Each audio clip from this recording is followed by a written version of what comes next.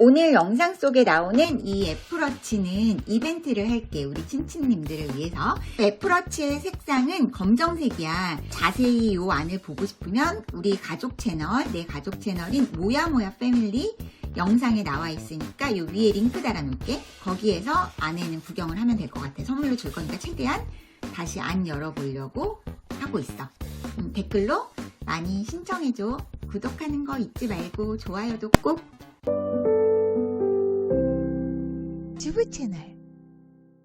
안녕 친친 주부야. 내가 오늘 이 행사 덕분에 이 나이에 이렇게 멋진 꽈잠을 입어보게 됐어. 굉장히 따뜻하고 좋다. 오늘은 앞에서 본 크리에이티브 포스에 대해서 정보를 좀 주려고 해. 유튜브를 시작했거나 시작을 하고 싶은 마음이 많은 분들이 있을 것 같아. 이런 분들께 정말 유용한 정보야. 크리에이티브 포스는 서울시와 서울산업진흥원에서 발굴 및 육성하는 1인 미디어 크리에이터 그룹이자 공동 MCN이야. 이게 무슨 말인가 싶지? 즉 서울시와 산업진흥원에서 유튜버로서 활발하게 활동하고 발전할 수 있는 기회를 많은 분들에게, 누구에게나 주고 있다는 뜻이야. 그러면 크리에이티브 포스에는 어떻게 들어갈까? 일단 당연히 채널이 있어야 해. 그리고 성실하게 운영을 하면 끝이야. 그런데 나는 구독자도 적고 조회수도 안 나와요. 그런데 어떻게 들어가요? 이런 궁금증이 생길 수도 있잖아. 그런데 사실 크리에이티브 포스 멤버가 되는 거에 구독자나 조회수는 크게 영향을 받지는 않아. 오히려 채널의 가능성을 보고 기회를 주는 곳이다 라고 생각하면 좋을 것 같아. 실제로 몇백 명 채널부터 100만이 넘는 채널까지 다양하게 소속이 되어 있거든. 하지만 당연히 지원은 해야 돼. 지원은 해야 되고 뽑혀야지 들어갈 수 있어. 그런데 시간이 지나고 이 크리에이티브 포스가 점점 유명해진다면 들어오기 더 힘들지 않을까? 그러니까 이 정보를 지금 보는 즉시 열심히 해서 도전을 해보는 게 가장 좋고 빠른 방법인 것 같아. 그러면 궁금하잖아. 크리에이티브 포스에서는 어떤 도움을 받을 수 있을까?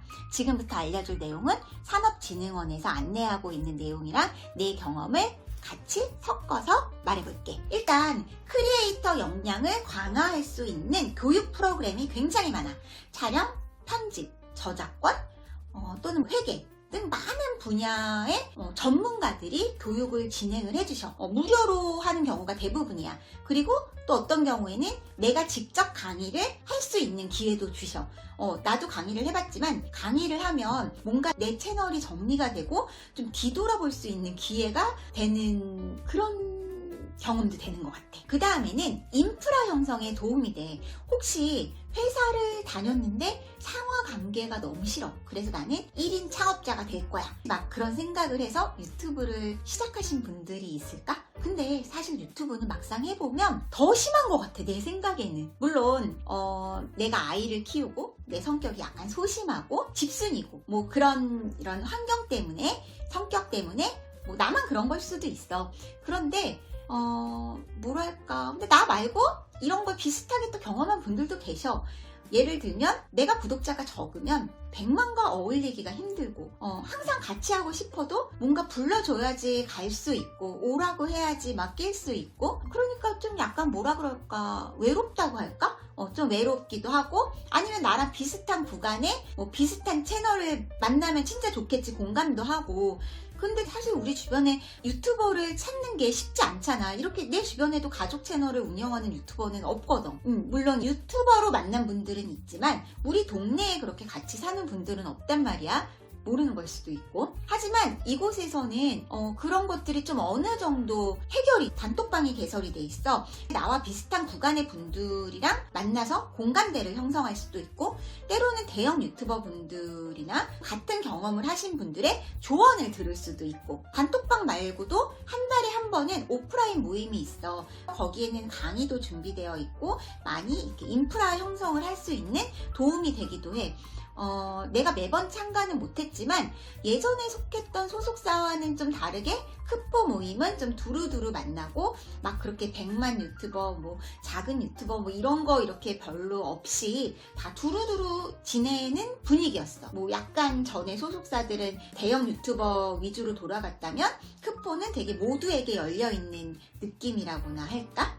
그리고 이 부분은 정말 중요해. 서울 우수 중소기업과 매칭을 해주거든. 그러니까 콘텐츠 제작 지원을 해줘. 이 얘기가 무슨 얘기냐면 돈을 벌 수 있게 해준다는 얘기야. 막상 유튜브를 하면 돈이 굉장히 많이 벌릴 것 같아. 막 주변에서도 뭐 한 달에 얼마를 번대 막 이런 얘기 우리 많이 기사를 통해서 봤잖아. 그런데 그거는 특별하기 때문에 기사화가 된 거지. 다 그렇게 큰 돈을 많이 벌 수는 없어. 그렇다고 내가 공사를 그만두고 전원 유튜버를 하잖아. 신이 내린 직장인 공사. 그러면 또 그게 아주 아니다는 얘기도 맞잖아? 그게 어느 정도 정말 수익이 되고 그러려면 정말 조회수도 웬만큼 나와줘야 돼. 그렇지 않으면 사실 한 달에 10만원 만지기도 쉽지는 않아. 그런데 그래 우리가 광고를 받을 수가 있단 말이지 유튜버는.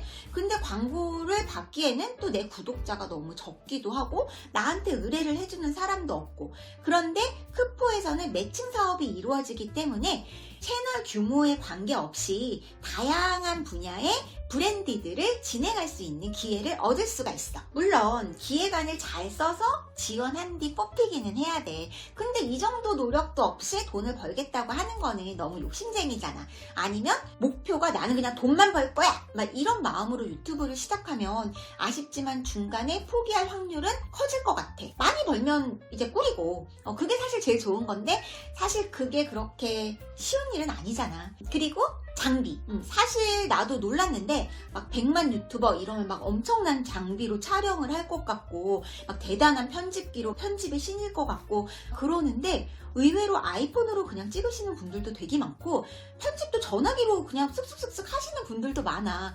그러니까 장비가 아주 중요한 건 아니라는 거지. 요즘에는 전문가들도 너무 많이 유튜브를 하시고 또 방송국 에도 들어와 있고 그러니까 점점 퀄리티가 좋은 영상들이 나오기 시작하니까 일반 유튜버들이 좀 살기는 조금 힘들어지잖아. 그래서 내가 막상 장비를 사려고 그래.